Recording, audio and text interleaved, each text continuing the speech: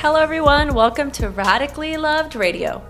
I wanted to create a place where people can go to get inspired, get motivated, or find some clarity and get tools to create a radically loved life. I will do my best to provide information on a variety of subjects, including yoga, holistic health, life coaching, spirituality, meditation, and overall mindful living. Each episode will bring you some of the world's best spiritual leaders, entrepreneurs, yoga teachers, coaches, along with some of my closest friends, and we will talk about their life experiences and journeys to create something more out of their lives and how they continue to grow to make that happen. Hey guys, Rosie here. I just want to say I am so grateful that you're listening. We are just getting a massive amount of response on this podcast, and I am so grateful that you're a part of this radically loved community, that you're enjoying the content and that you're enjoying all the guests and that you're still here and you're still working on yourself and your journey and your path. And I pray that you've received some tools listening to the guests or listening to any of my ideas or topics on meditation or yoga and how these tools can help you create a life of purpose. To continue to help us give you the best content, you can subscribe to this podcast, and most of the time you can just do it from your phone, from iTunes. Click subscribe and write a review. This really helps us continue this path and this journey, and we love doing it so much. And again, I'm so grateful that you're here. Let us know what you thought. Thanks for listening.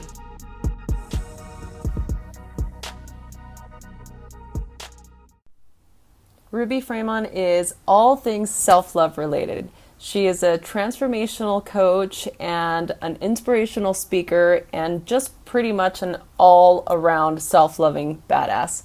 I was so stoked to talk to her and just hear her story and hear everything that she has done in her life to create this amazing life.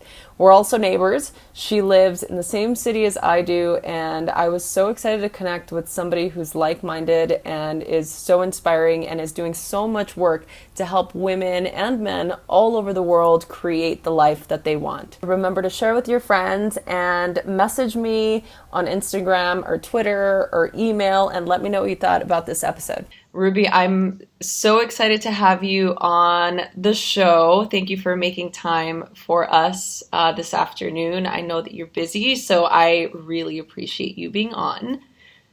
Thank you so much for having me, Rosie. So I've heard you've come across my periphery so many times, and I've seen you, and I've come across your programs, and we have some mutual friends, and I have not heard more praises from somebody that I didn't know than you. So that's why I reached out, and I was so excited to talk to you. And once I read your story, I was really, I felt really connected to you because I feel like we have very similar backgrounds, and I wanted to hear your voice, and I wanted to just talk to you about a couple of things that I think are sort of pressing in the world just in general. And I really feel like you would be able to give us some good insight from your perspective and your background. Does that sound good? Sounds perfect. Okay, Thank good. you. So for the people that don't know who you are, if you could just give us a little bit of background. It doesn't have to be long. It could just, be your story, how you got to be where you are. Okay. It's funny that you ask for a little bit of my story, but it doesn't have to be long. So I'm going to give you a snippet of my story then. Well, because we could I've even so for the people listening, if you go to Ruby's website, I am RU.BY. For the people that want to hear more, they can read the epic story there. But go ahead, Ruby. Yeah, so, my story is one that is shared by so many people, and it was just living with anxiety and depression and masking my true emotions through addictive patterns and substances. And all of that really began to spiral in my late 20s into my 30s, where I was I had become an addict, and substances, that was the only way I knew how to really cope. And everything in my life felt toxic, yet these were things that I had brought in. And I hit rock bottom. I call it the rock bottom to end all rock bottoms. I had hit rock bottom many, many times, but Yeah. this rock bottom was really different. And it was in 2012, and it was the first time in my life where I really played around with the idea of taking ownership. I just ended a 4.5 year relationship due to receiving undeniable proof of the infidelities that had been going on the entire time. And I was also in the depths of my drug addiction, surrounded by toxic people and friends. And I found myself singing that same song, like, why me? Why did these things always happen to me? And that's when a voice inside me, call it intuition, call it your higher self, whatever it was, it spoke inside me and it said, you did this. And I remember that moment. I was on the floor and I was just crying my eyes out, all alone. And I was so pissed that this voice inside me said, you did this, But it was the first time I'd ever considered the idea of, like, ownership. I actually create this? And it took me down this journey of realizing that everything in my life was due to accumulation of my choices. I chose the drugs, I chose the alcohol, I chose the men, I chose the people that I surrounded myself with, I chose to check out, I chose to numb out, I chose all of these things. No one was pointing a gun at my head. I was choosing all of these things. And it was within that realization that I made my grand epiphany, which is, well, if I have the power to choose those things, then I have the power to choose otherwise, choose something different. So I started to rebuild my life piece by piece in 2012. And that leads me to where I am today, where I am, completely fulfilled, really successful at what I do. I have a husband whom I love and adore, and who loves and adores me to the moon and back. We have the most phenomenal relationship. And, life, I never imagined life could feel this good, and it does. And it's because I have really taken ownership of my life, learned to really love who I am, and empowered myself to design a life by my standards, by my rules, a life that truly feels good for me.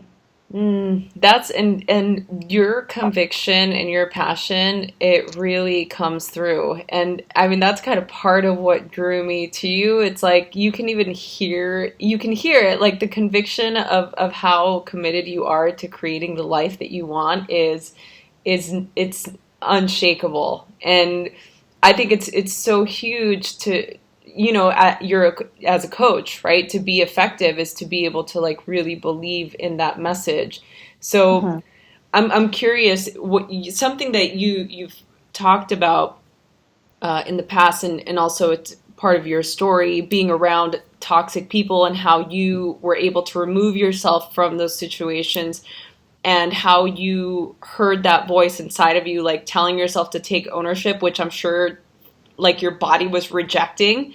What did that feel like for you? Like, and how were you able to like do that? Like, what was it that actually made you do that? Because I'm sure even in the midst of your addictions, you felt that same voice. Yeah, I would say that when I was in the middle of my addictions and things were really, shitty, I never took ownership. I never took ownership. I denied it. I was always pointing the finger. I mean, that's what kept me stuck in the cycle, was just this attitude, this mentality of, it's due to my circumstances that I am this way. It's due to everyone around me that I am this way, that my life really sucks.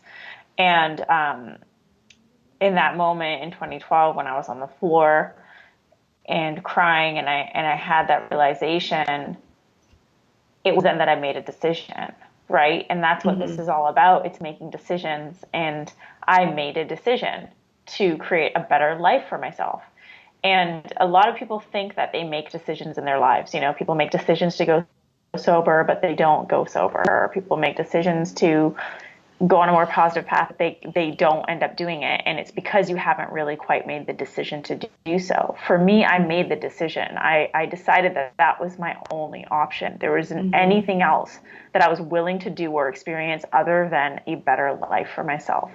So it was me making that decision. I mean, this is why a lot of people, say that, oh, when they first tried to quit smoking, it worked because they had made that decision in every ounce of their being and decided that this is it. This is the only thing that I'm going to do. I have zero other options. So for me, I had no other options.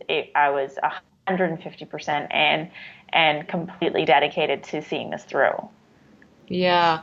Well, and that decision, did you have anybody in your life that was like helping you along the way, or were you just doing this on your own? Like you were just like, I'm just going to read these books, or I'm going to take these seminars, or I'm going to get clean. Like, did you have anybody around you that you could lean on for support?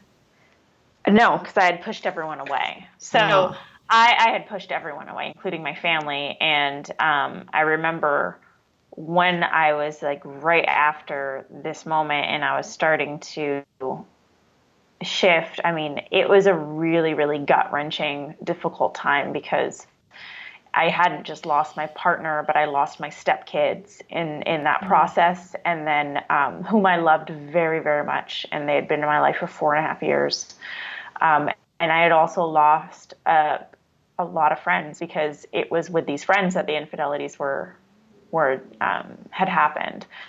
So all of a sudden, I found myself in a space of not trusting anyone and not having anyone around me anymore when I was so used to having people around me. And there was this core group of friends that I'd gone to school with, and they were the ones that I reached out to because they lived across the street and we all kind of lived near each other. And I knew that they weren't part of this world and they were good people. And I had reached out to them and I said, look, like this is what really goes on in my life behind the scenes, and I'm working to get better. And that was it. And they didn't guide me in any which way. They were just there and holding space. yeah. But I didn't have any counselors or any therapists at that point in time. I was still trying to figure my shit out. Like Yeah. for me, I was just like at the cutting out stage. I needed to cut out. I needed to cut out people. I needed to cut out habits and replace them with different habits. I just went on a bender to try and like really change what my life looked like. And I You wanted to was light it up. You wanted to light yeah, it on fire, right? yeah, like everything. I was changing my eating habits. I was changing, I started working out regularly. I started going to yoga. Yoga became my nightclub. I swapped out my nights out for hot yoga. And it wasn't like I did everything all at once, and I don't want to give this impression. And it was all done in stages. It was all done in stages, and it was all very, very difficult. And I felt very alone through that process because it's a cleaning out process that leaves you feeling more alone and detached from your usual habits, your usual numbing out mechanisms. And Yeah. so it was a slow process. It wasn't overnight. It's not like I snapped my fingers and everything just fell into place. Yeah. Like it was a slow, excruciating process that I fell back a lot of times. I would do really well for a week and then go on a bender for 2 days. And, but eventually after a couple years, everything just started clicking into place. Yeah, yeah. I really love that you're saying that because I feel like a lot of the time people have this misconception when they see somebody like that has the same story, and maybe they see you and they're like, "Oh, well, look how great she's doing now, and how did this happen overnight?" Right? And so people might think that they need to, go through this whole process and just quit, and like that the minute that they fall, they have one, you know, vacation, then all of a sudden they go back to their old ways. So I love that you said that it was a process for you and that it took time. I'm curious as though if you in your opinion, like, do you think people have to hit a rock bottom in order to create that pivotal change? I it's funny that you asked that because I know that there a lot of people talk about this in the transformational space, and Mm-hmm, mm-hmm. I don't believe we have to hit rock bottoms. I just believe some people need to hit rock bottoms. Yeah, yeah, I don't believe that you have to though. I believe that you have to make a decision. mm, That's what it comes down to. And some people, unfortunately, are the type of people like me who they need to hit a rock bottom in order to make a big decision like that. You yeah, know, they only make decisions when shit hits the fan. yeah, And so for those people, yeah, you know, and but I know people in the transformational space. I know leaders who have never gone through anything like this, but they simply made the decision to lead a yeah, really amazing life and have yeah. designed that. So it's really just it really just comes down to the decision. Yeah, and as a coach, you can tell that you're very uh, committed and passionate about all the things that you talk about and that you teach.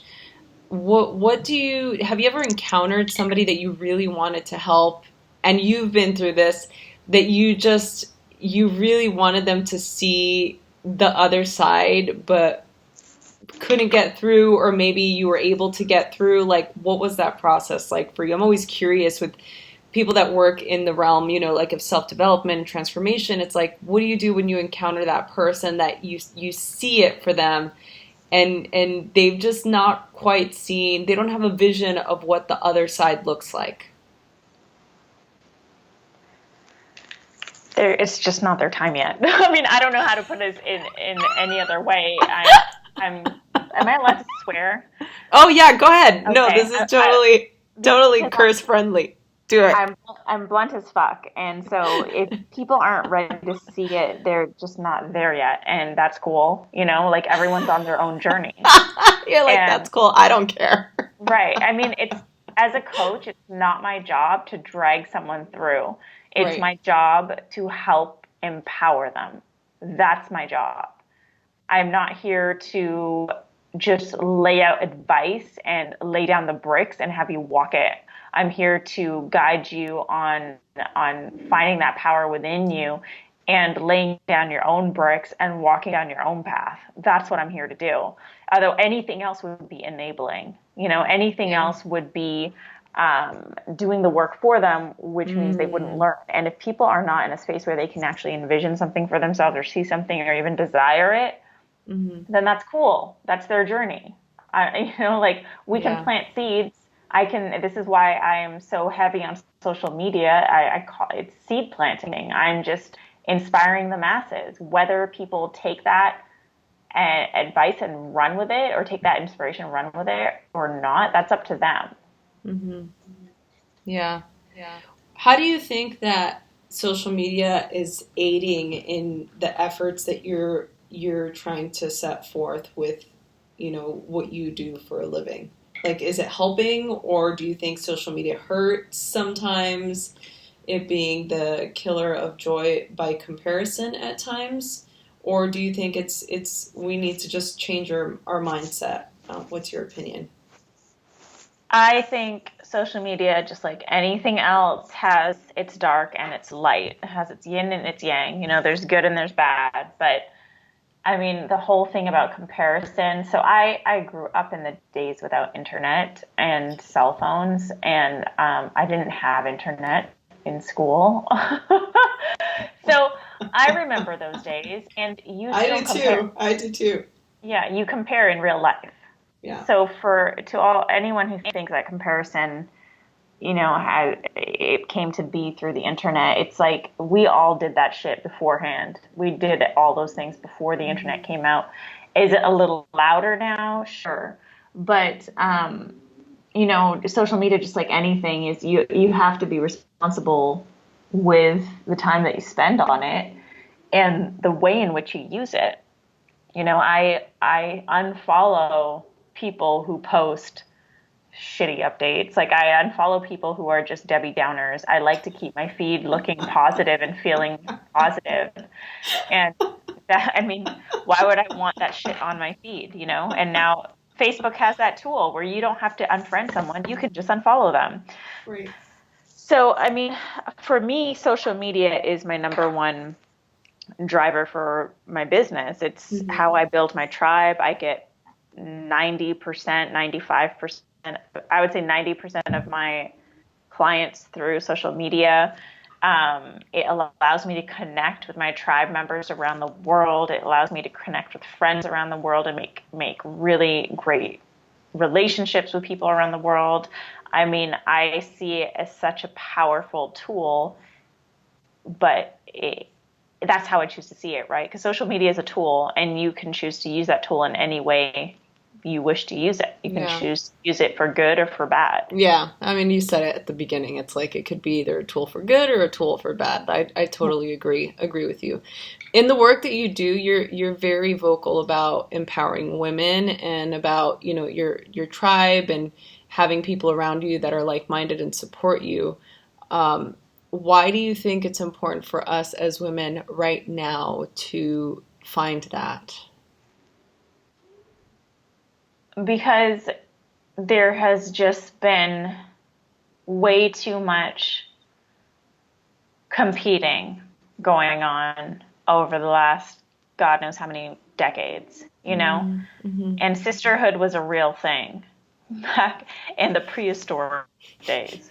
I mean, sisterhood was a real thing.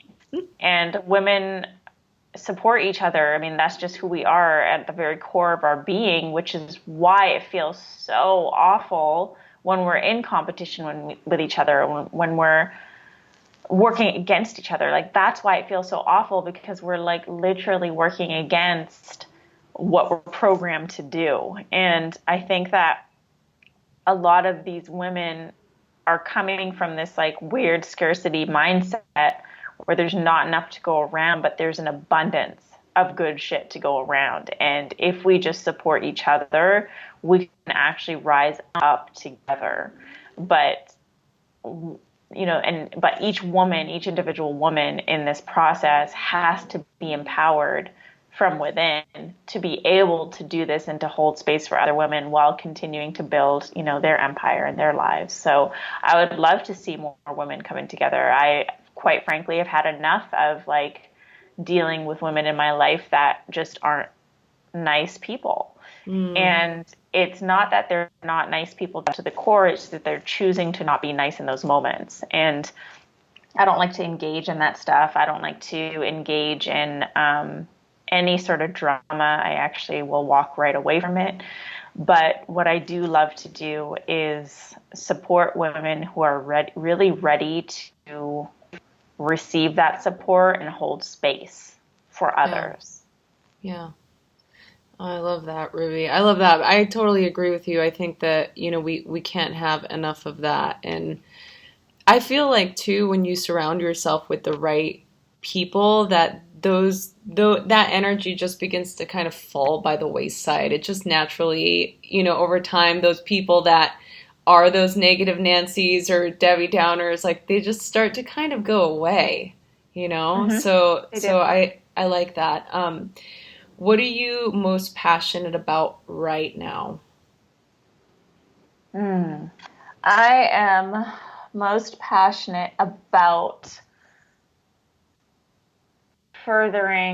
expanding on my own growth at the moment. I'm dedicated the rest of the year to really doing that for myself, because I've reached a place in my life and my business where the success that I've been desiring, it's all here. I've created it, and now I strongly believe to continue expanding my messaging and my bandwidth to help and support other people, I need to continue to expand my own growth, you know, and who I am as a coach and as a woman and as a person and just as a soul. So I'm super passionate right now about doing that for myself and really enjoying this process. Yeah. So as a coach, do you have a coach that you work with?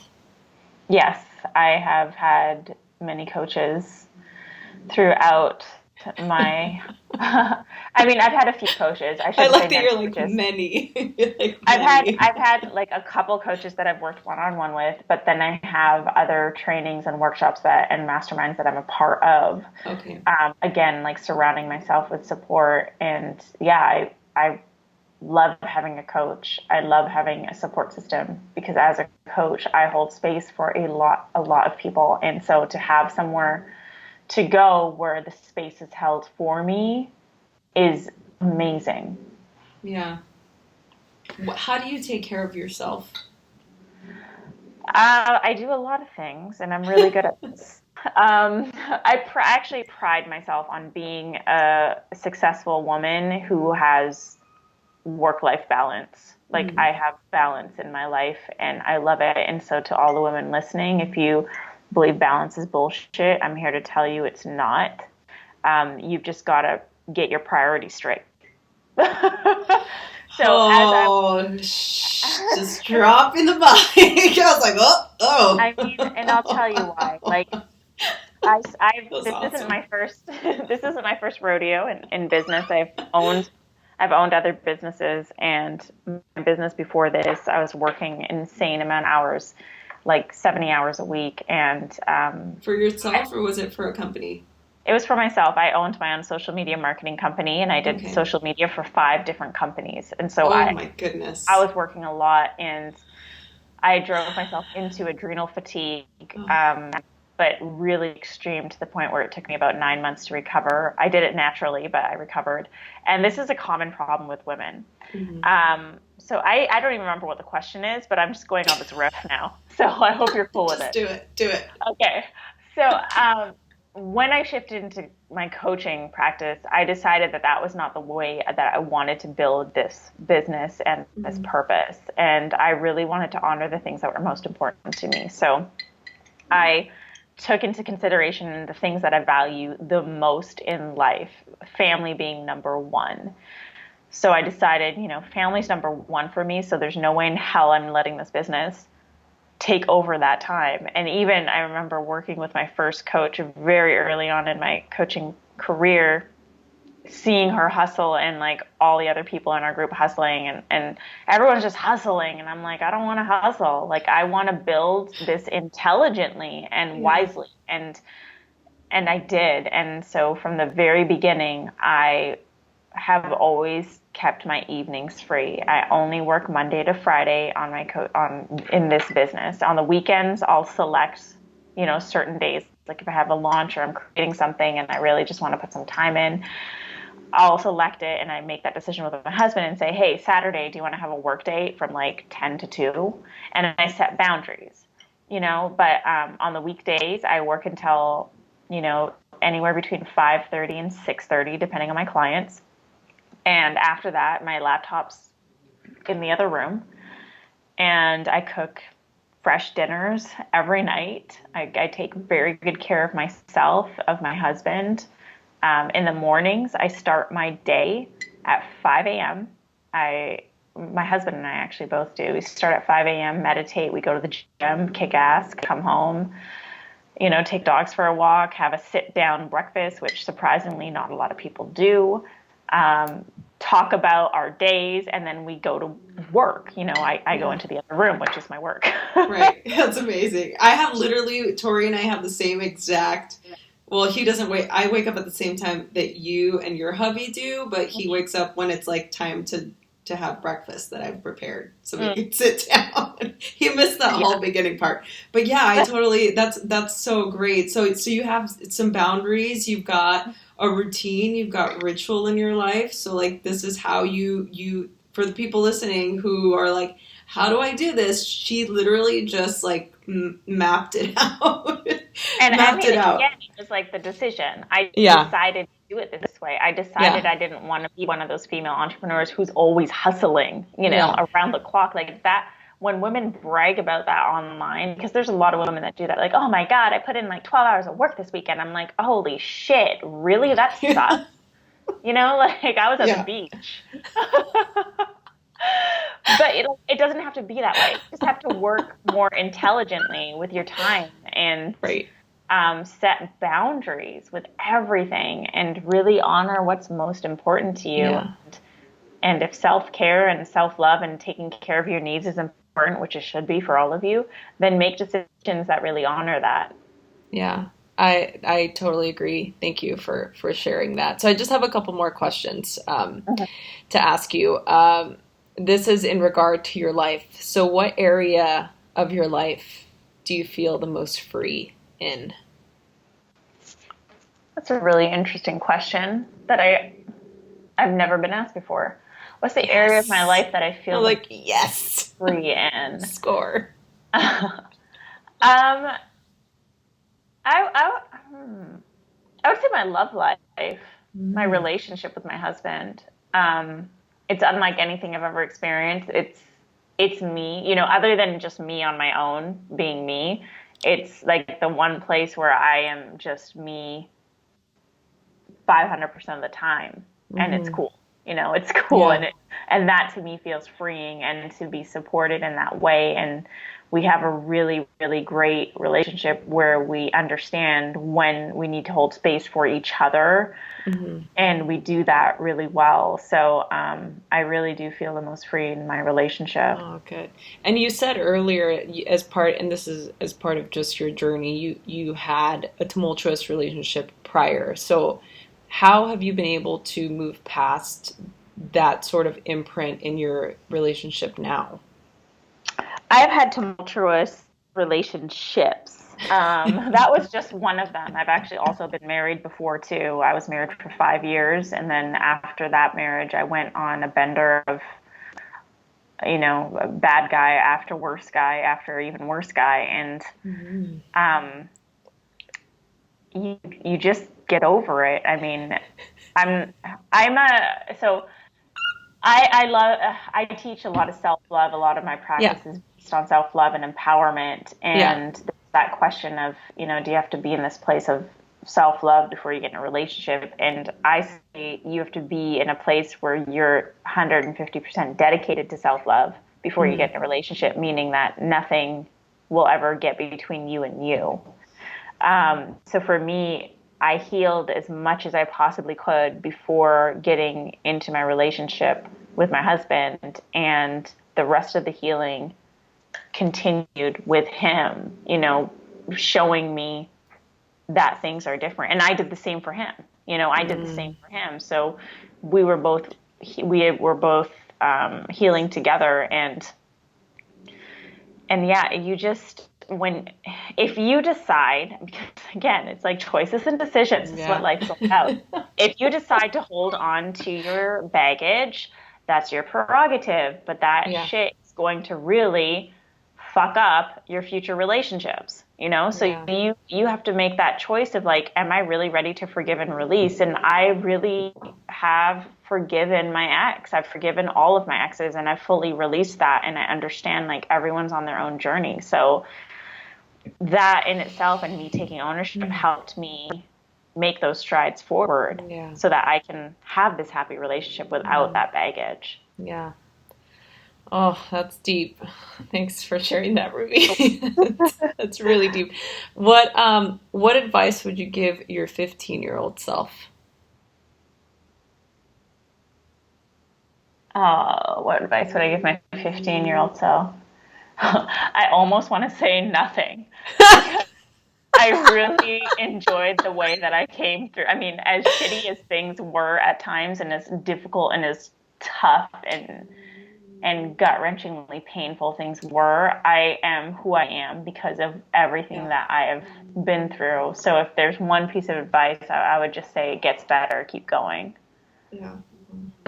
What advice would your 60-year-old self tell you right now? Why did you get so many tattoos? They look like shit when they're wrinkled. No, I'm joking. I won't be wrinkled. I'm gonna be like super pumped because I'm still gonna be going to the gym. Um, You're just gonna get ripped. That's what's gonna happen. You're gonna get just like build more muscle to like yeah, I keep gotta keep the everything tattoos intact. looking good in my senior years. What advice would my 60-year-old self give me today? Was that the Yeah, question? that's the question. That's correct. Um, Probably something similar, like just keep going. It gets better. Yeah.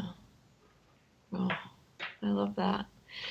All right, Ruby. Here's the final question. Oh, shit. I know, and I because I want to respect your time. I mean, I literally, we can do this again, and I actually want to.